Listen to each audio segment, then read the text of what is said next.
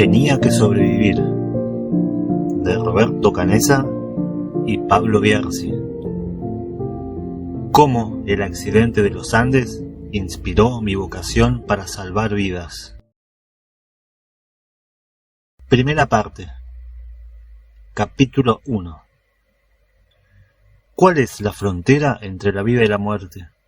Por la pantalla del ecógrafo, examino el corazón de un niño que está por nacer. Me demoro analizándolo. Sus minúsculas manos, sus pies, como si habláramos desde adentro y afuera del monitor. Siento la fascinación de una vida eventual, porque a ese corazón le falta una parte que habrá que reponer o compensar. Por un momento observo la pantalla del ecógrafo y al siguiente estoy mirando a través de la ventana del fuselaje del avión, avisorando el horizonte escarpado, para saber si regresaban con vida los amigos que habían salido en las primeras caminatas exploratorias.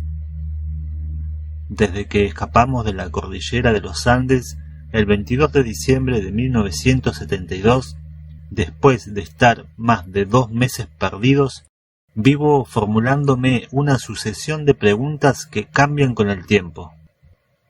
La primera de todas es: ¿qué hacemos cuando todas las probabilidades parecen estar en contra?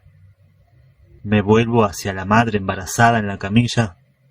¿Cuál es la mejor manera de decirle que a su hija, que aún lleva en el vientre, le falta la cavidad más importante del corazón? Hasta hace muy pocos años, los recién nacidos con este tipo de cardiopatías congénitas complejas llegaban al mundo castigados, sin haber hecho nada para merecerlo, y morían a poco de nacer. Su huella en la vida era una breve agonía que dejaba una marca indeleble en sus familias. Pero un día se dio un paso más en la medicina y se incursionó por territorios desconocidos. Y Azucena, esta madre con gesto consternado, puede tener esperanzas. Les guarda una sinuosa cordillera por delante, a ella, al padre, a la niña y a sus 2 hermanos. Un largo periplo de destino tan incierto como el que nosotros vivimos en la montaña. Con mis amigos logramos salir del blanco congelado de la cordillera de los Andes y accedimos al valle reverdecido de los Maitenes. Yo busco a los Maitenes para cada niño porque sé que en algún lugar los espera, aunque me consta también que no todos llegan. Este ha sido mi dilema como médico en este segundo piso del Hospital Italiano de Montevideo, Uruguay. En el ecógrafo me veo a mí mismo, tambaleándome en la cima de la montaña con un pie adentro y otro afuera de la vida, mientras observo a esta niña que ya tiene nombre, María del Rosario, y que por ahora solo puede vivir dentro de su madre, conectada a la placenta. Pero, ¿qué hacer después? ¿Proponer una serie prolongada de cirugías después de las cuales eventualmente puede vivir? ¿Vale la pena a pesar de los riesgos y costos? Las semejanzas son tantas que en ocasiones me abruman. Cuando dejamos el fuselaje del avión para trepar los picos y recorrer los abismos que nos llevaron hasta aquel valle en Chile, salimos a la intemperie donde no se podía vivir. Es casi imposible vivir al sereno, con 30 grados bajo cero, sin equipos, después de perder 30 kilos de peso. No se pueden atravesar los 80 kilómetros de la cordillera de los Andes de este a oeste, porque nadie en ese estado de debilidad jamás lo había hecho antes. Solo se podía vivir en el útero del fuselaje, estirar la vida un tiempo más, hasta que llegara el momento en que también ese hábitat terminaría matándonos, cuando se acabara el alimento que nos mantenía con vida, los cadáveres de nuestros amigos. El niño se alimenta de la madre y nosotros nos alimentábamos de nuestros compañeros, lo más preciado que tuvimos en nuestras vidas. ¿Seguir o no seguir? ¿Salir o no salir? En la última expedición habíamos agregado una nueva herramienta, una bolsa de dormir hecha con material aislante de los tubos de calefacción del avión, cosida con hilos de cobre de los motores eléctricos, una maltrecha colcha de retazos que parecía salida de un basurero. En la vida fetal, esta niña conectada puede vivir, como nosotros podíamos sobrevivir conectados al fuselaje, perdiendo peso todos los días, agregando agujeritos al cinturón. Pero un día hubo que cortar el cordón umbilical para llegar a la vida, porque teníamos fecha de vencimiento. Yo fui el que más demoró la salida, y por eso esta imagen es tan intensa y recurrente. ¿Cuándo cortamos el cordón? ¿Cuándo cambiamos de realidad y pasamos a vivir a la intemperie, en lo que sería mi pacto iniciático a través de las montañas? Sabía que una salida precipitada, como los partos prematuros de estos niños con cardiopatías congénitas, era de altísimo riesgo de sobrevida. La decisión de dejar el fuselaje me costó mucho. Eran demasiadas las perplejidades y era la última oportunidad.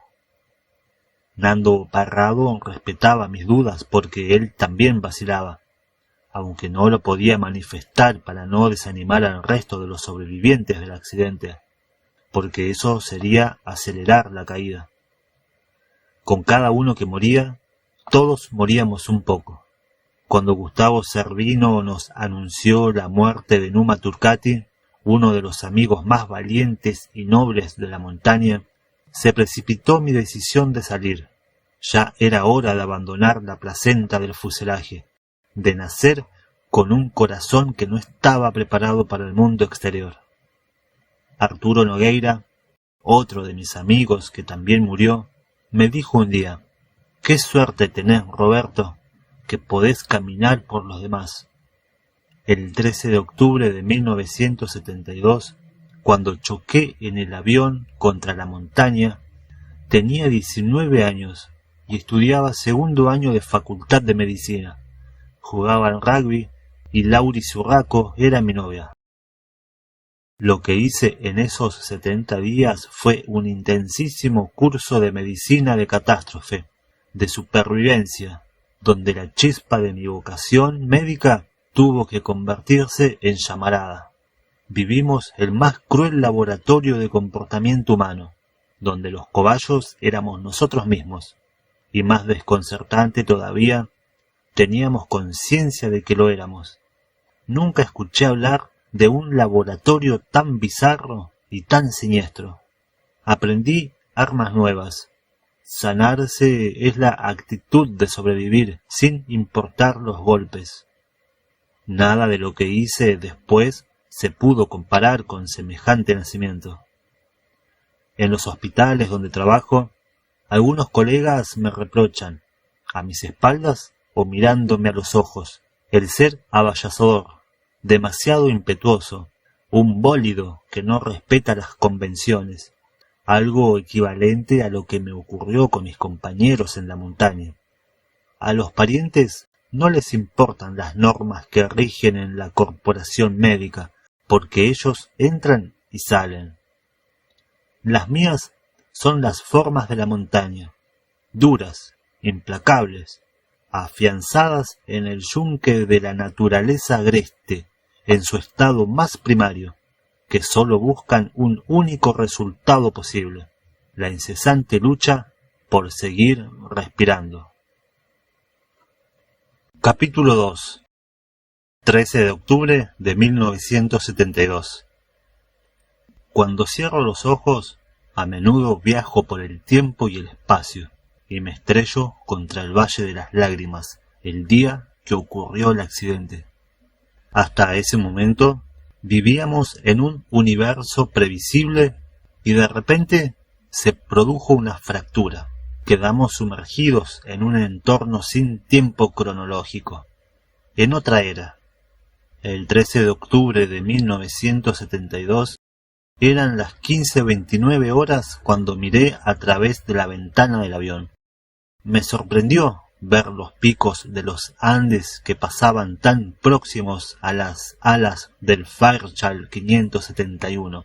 Un avión a turbohélice con 45 pasajeros que, con los jugadores e hinchas del club de rugby All Christians, formado por exalumnos del colegio Stella Maris Christian Brothers, habíamos arrendado a la Fuerza Aérea Uruguaya para viajar a Chile a jugar al rugby.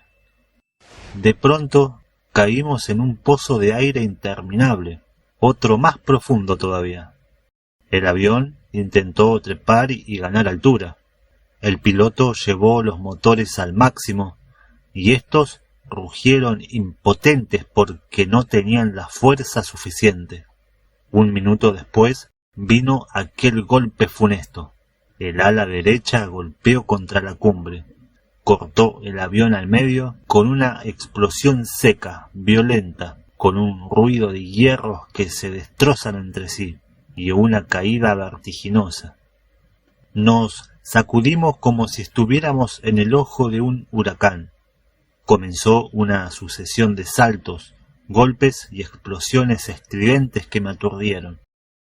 Cuando el avión se deslizaba por la pendiente de la montaña a lo que me parecía una velocidad supersónica, me di cuenta de que estaba protagonizando un accidente aéreo en la cordillera de los Andes y de que me iba a morir, porque a un accidente de este tipo solo le sigue la aniquilación de todo lo existente, los cuerpos y las máquinas, la carne y el acero, retorcido y roto. Me aferré tan fuerte de la base del asiento que arranqué trozos del cojín con la presión de mis manos, mientras los sacudones me revolvían las entrañas. Incliné la cabeza, aguardando la inminencia del impacto que me destrozaría. ¿Cómo sería morirse? ¿Me faltará el aire? ¿La visión? ¿El pensamiento? ¿Cuánto dolor podré resistir? ¿Veré mis miembros separarse del cuerpo?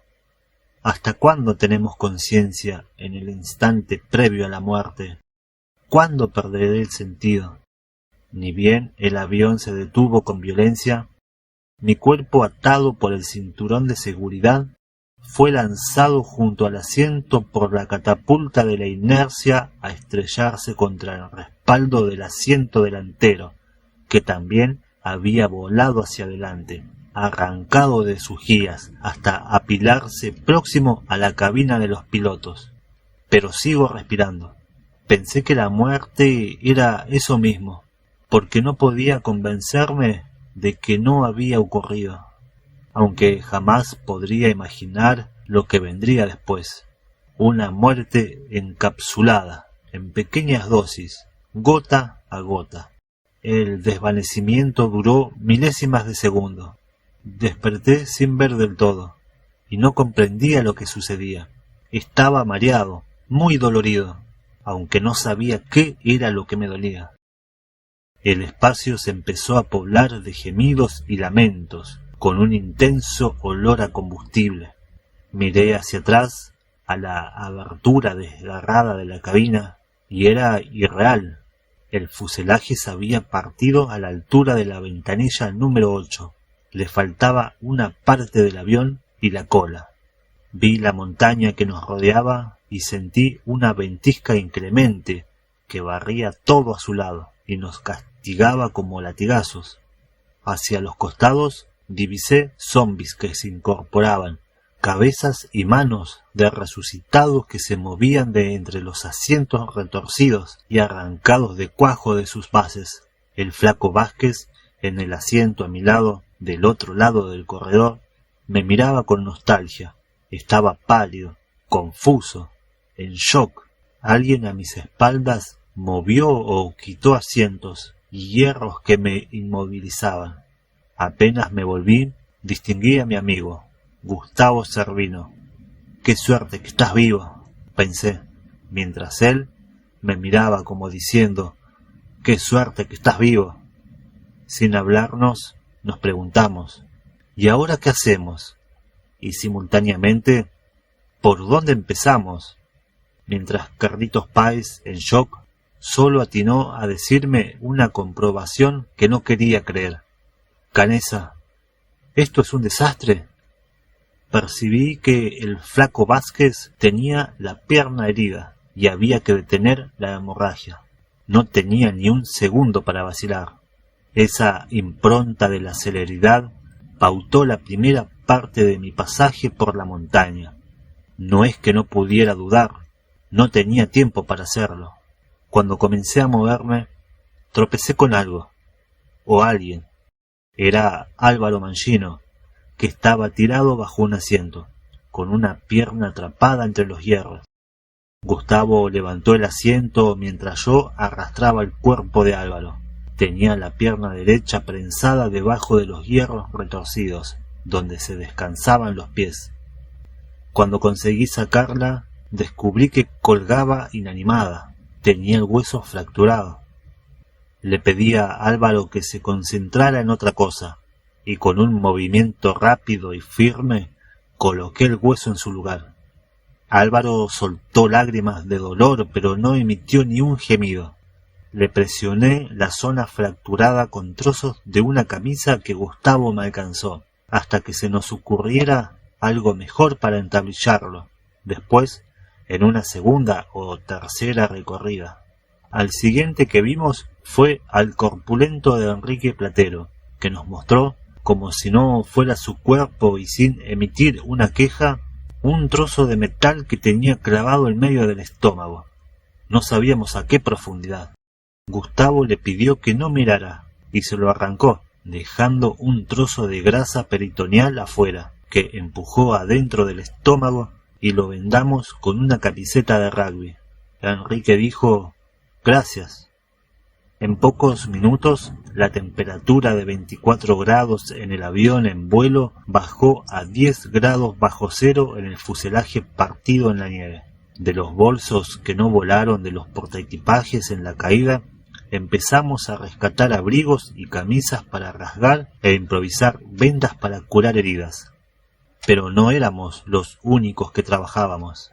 Allá estaba el capitán del equipo de rugby, Marcelo Pérez del Castillo, seguido de 2, luego de 3, ayudando a los heridos, despejando el camino para poder moverse en la cabina desgarrada y cubierta de hierros punzantes y filosos que lastimaban los pies y las piernas de los que se incorporaban como sombras que venían de otro mundo. Allá estaban Daniel Fernández y Moncho Sabela, a los que se sumó Gustavo Servino, intentando hablar con el copiloto que agonizaba, para saber dónde estábamos, qué había que hacer. «Este está vivo, este está muerto», me iba diciendo Gustavo, que volvió a mi lado, mientras le buscaba el pulso en el cuello a un tercero. Curamos a uno, consolamos a otro. «¡Qué cansancio! ¿Por qué cuesta tanto trabajo respirar?». Volví a observar la parte posterior del inmenso boquete abierto que dejaba ver un universo de nieve totalmente indiferente a las escenas de terror que vivíamos adentro del tubo de chapas y hierros del avión, y por primera vez tuve tiempo de preguntarme: ¿dónde diablos estamos? ¿Habremos caído tan alto en la montaña? ¿Cómo puede desplomarse un avión en la cumbre de la cordillera, cargado de combustible, sin explotar? Y más alucinante todavía fue observar a mi querido amigo Bobby François, sentado afuera, sobre una maleta en la nieve, azotado por la lluvia congelada, meneando la cabeza y repitiendo: «La quedamos». Sin darme cuenta, oscureció, y un instante después era noche cerrada. Nos iluminamos con un encendedor, pensando siempre que el combustible que impregnaba todo podía estallar en cualquier momento. Había 3 encendedores más titilando, para un lado y para el otro, en la cavidad opaca de la cabina partida, sacudida por las constantes ráfagas de la ventisca. Como la tensión de oxígeno ambiente era muy baja, llegó un momento en que me quedé completamente sin fuerza, con las manos ensangrentadas de todos los lastimados y moribundos. me dirigí a un lugar donde ya había advertido que podría descansar sin pisar a los heridos, mutilados y cadáveres. Como el avión había girado sobre sí mismo, la pared que delimitaba el compartimiento de equipajes junto a la cabina de los pilotos, sostenida por 2 barrotes de aluminio, formaba como una hamaca paraguaya, donde podría tirarme y descansar. Cuando llegué a la hamaca, encontré que otro había pensado lo mismo. Tiritando de frío, solo atinamos a abrazarnos, golpeteándonos el cuerpo. Con quien me abrazaba era un desconocido para mí, Coche Inciarte. Cerré los ojos y traté de utilizar todos los sentidos. Sentía que no podía ver en la tierra un ser más desgraciado, pero cuando movía los músculos y percibía que todo el engranaje de mi organismo respondía a las señales que le enviaba mi cerebro, experimentaba lo contrario. No había en la tierra un ser más afortunado, y por eso debía ser el más agradecido. Capítulo 3. A mi madre, que era muy bonita, le sobraba valor, pero cuando se ponía nerviosa tartamudeaba, aunque esa aparente deficiencia no sólo la amilanaba, sino que cuando creía que tenía razón, la tornaba más determinada, más audaz, más inmune a la opinión ajena, a la crítica y a la vergüenza. Como siempre la conocí así, casi nunca me llamó la atención su tartamudez. Mi familia paterna, por su parte, de origen genovés, todos en mi casa somos ciudadanos italianos, progresaba en base a los estudios de medicina y al esfuerzo, lo que se condensó en mi bisabuelo, un médico prominente de la Academia de Medicina, y en mi padre, profesor prestigioso de cardiología en la Facultad de Medicina. Si bien papá era elegante y atildado, mamá no se preocupaba en vestir a sus hijos varones como gente medianamente acomodada. La sobriedad de mi padre era, en cierto modo, la contracara de mamá. Por eso, durante años, se llevaron tan bien porque se complementaban y formaron un hogar poco común, donde no había 2 días iguales, y tuvieron 4 hijos de temperamentos diferentes. Mi familia materna era numerosa y pautada por los afectos. Como mi abuelo murió muy joven y las hermanas de mi madre todavía no tenían hijos, me convertí en el primer niño de una gran familia de tías viejas, como yo veía a mis tías treintañeras. Tanto fue así que mamá le pidió a mi padre que a su hijo primogénito le pusieran el nombre del abuelo desaparecido prematuramente. Por eso me llamo como mi abuelo materno, Roberto Jorge. La familia seguía la tradición de José Pedro Varela, que en 1876 instauró en Uruguay el primer sistema de escuela laica, gratuita y obligatoria de América Latina, y por eso en la casa se respiraba un espíritu ilustrado y humanista, donde el maestro y el profesor eran las figuras preponderantes de la sociedad. A tal punto fue así que en aquel tiempo mi madre acogió a un niño de la calle y lo tuvo durante años bajo su tutela, solo para asegurarse de que terminara la escuela y el liceo. Como durante muchos años fui el único hijo de tan vasta familia, me consentían sobremanera, me daban demasiadas libertades, lo que me tornó inquieto, travieso y sumamente estimulado. Las tías viejas depositaban en mí anhelos muy diversos, muchas veces vinculados con las letras y la música, al punto que durante la infancia escribía poesías para que mis tías las leyeran en voz alta, o me hacían recitarlas, alternadas con poemas ilustres de Gustavo Adolfo Bécquer, Antonio Machado o Jorge Manrique. Uno de mis tíos me llamaba la piel de Judas, por lo travieso, y otra de mis tías me regaló un caballo, al fin, a efectos de que desplegara con él la energía que ellas tanto admiraban. Así fue como el hijo de un médico y profesor prestigioso comenzó a montar a caballo en un barrio coqueto, con la ropa descosida. Lo cierto es que ese niño que debía descollar en la escuela, como todos auguraban, porque la escuela era la máxima virtud familiar, no lo hizo, y eso se transformó en el primer quiebre de mi vida, sumado a que hasta que cumplí 14 años era menudo y demasiado chico para mi edad. Todos pronosticaban que sobresaldría en la escuela por la luz que traía conmigo, pero mi espíritu libre se estrelló contra la escuela irlandesa de los Christian Brothers de los años 50 y 60. Y si yo era testarudo, mimado y confiado por la incondicionalidad de mi madre y de las tías viejas, los Brothers eran aún más testarudos y rudos. Con esa pared choqué una y otra vez, porque no terminaba de entender que había un límite que no ponía yo, sino alguien más. Ingresar al colegio fue para mí como entrar a un internado militar, una cárcel, donde muchas veces terminaba a los golpes con los Brothers, pero nunca se intimidaron con mi rebeldía.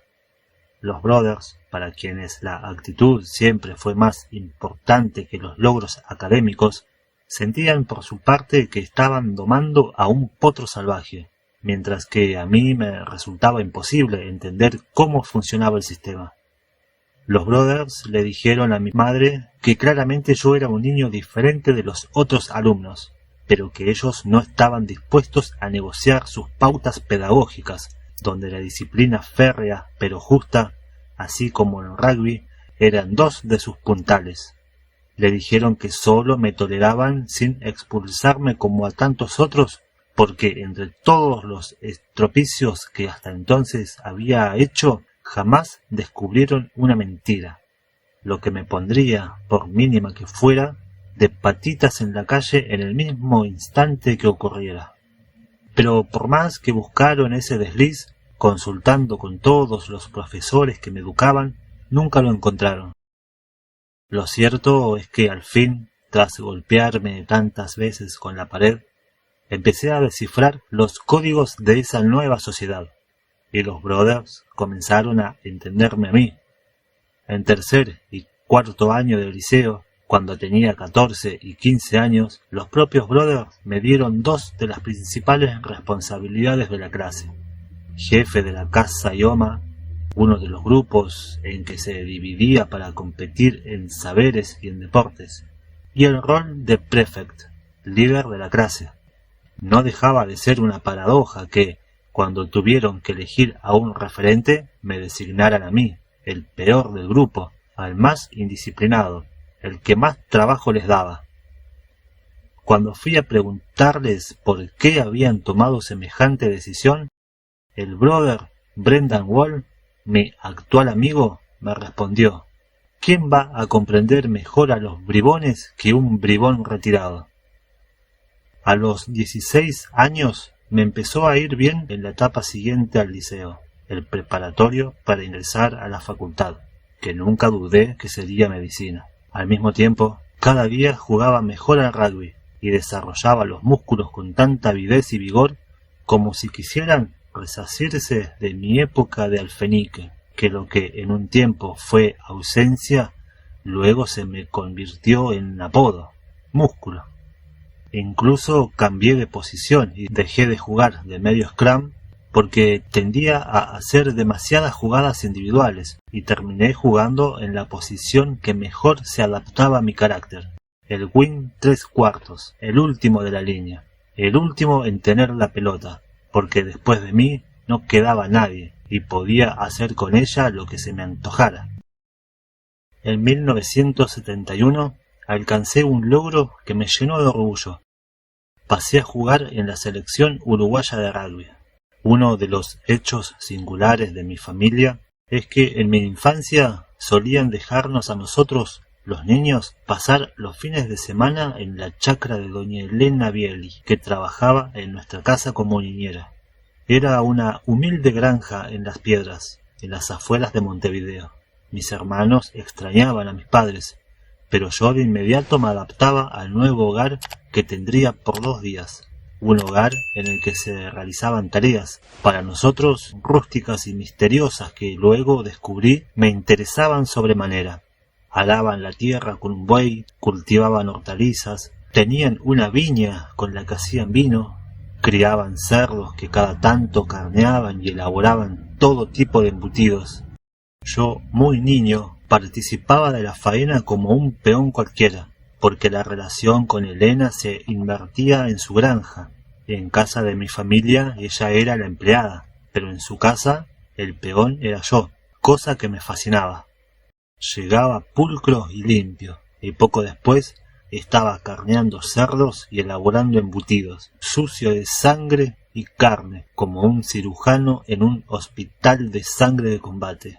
Cuando nos dejaban en la granja de doña Elena y se marchaban en el auto, mamá se volvía en el asiento para observarnos, mientras papá nos miraba por el espejo retrovisor, con sus lentes de sol.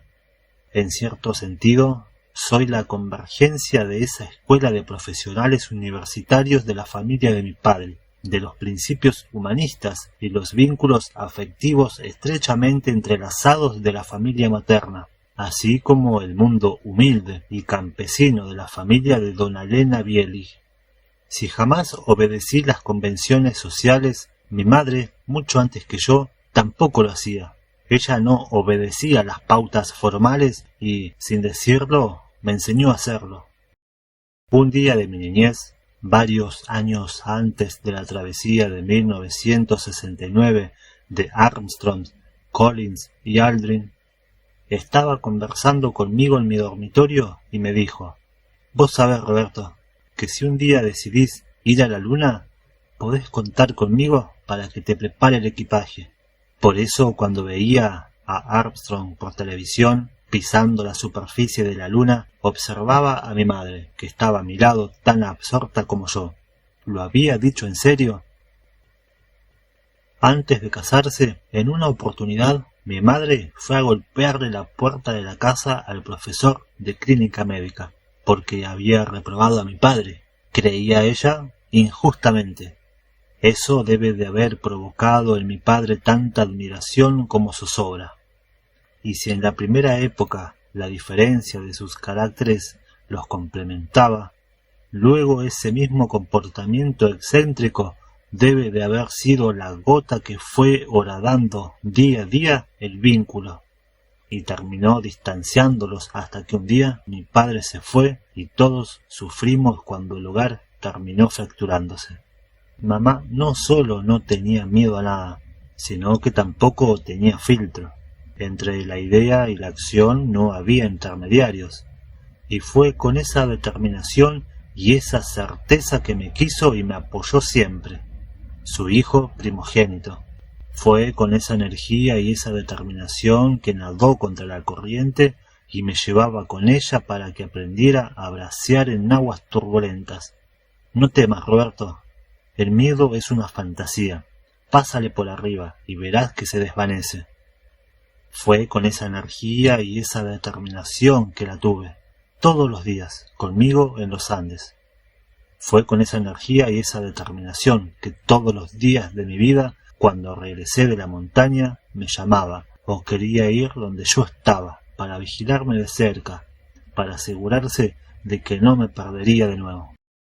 La incondicionalidad de mamá era tan fuerte que me quitó temores. Me quitó el miedo al fracaso. Me tornó frontal, porque ella era mucho más frontal y valiente que yo. No tengas rencor. No vale la pena, me decía, mientras llamaba por teléfono a la nueva mujer de mi padre, que también era médica, para pedirle medicamentos para sus 4 hijos. No avasallaba para lastimar ni para aniquilar, sino que expresaba a viva voz su verdad, por más curiosa que fuera, y aunque la tuviera que sostener en los fragmentos de su hablar sincopado. Algunos pueden pensar que el tartamudeo es duda, que quien tartamudea hesita sobre lo que va a decir. Con mamá aprendí que es al revés. Ella estaba tan convencida de lo que sostenía que su cuerpo, sus cuerdas vocales, su garganta, querían atemperar semejante ímpetu, tremenda convicción, pero no lo lograba, y de su boca brotaba ese manantial interrumpido que me dejaba tan atónito como admirado. Si la montaña me enseñó y me quitó muchas cosas, fue mi madre la que me enseñó a entender y a enfrentar a la montaña.